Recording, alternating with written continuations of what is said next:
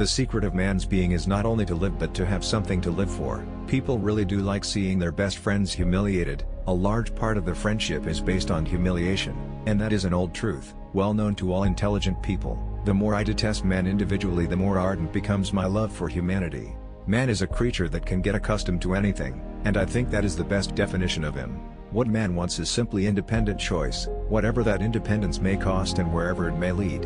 I am strongly convinced that not only too much consciousness but even any consciousness at all is a sickness.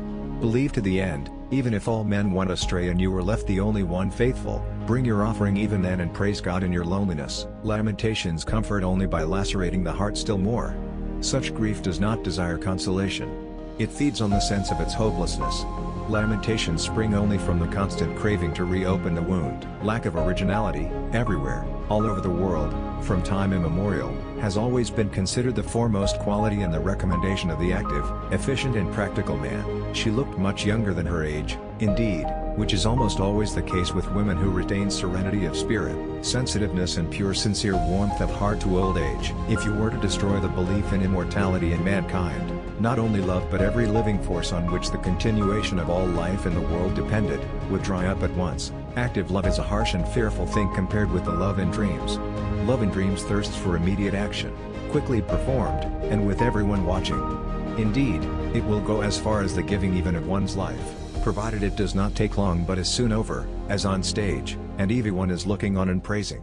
Whereas active love is labor and persistence, and for some people, perhaps, a whole science. There is no sin, and there can be no sin on all the earth, which the Lord will not forgive to the truly repentant.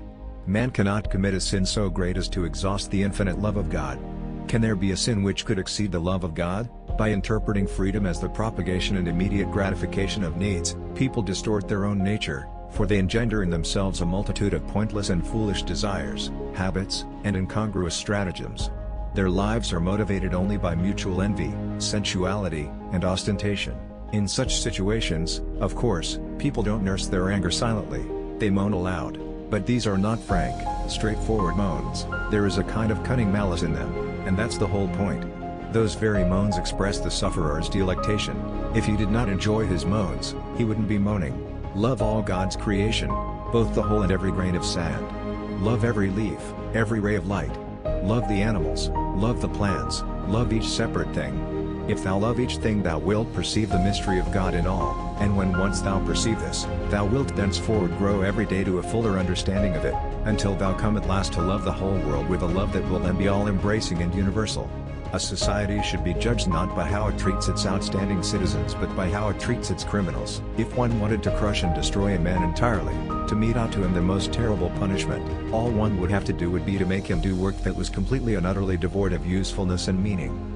Reason and knowledge have always played a secondary, subordinate, auxiliary role in the life of peoples, and this will always be the case. A people is shaped and driven forward by an entirely different kind of force, one which commands and coerces them and the origin of which is obscure and inexplicable despite the reality of its presence.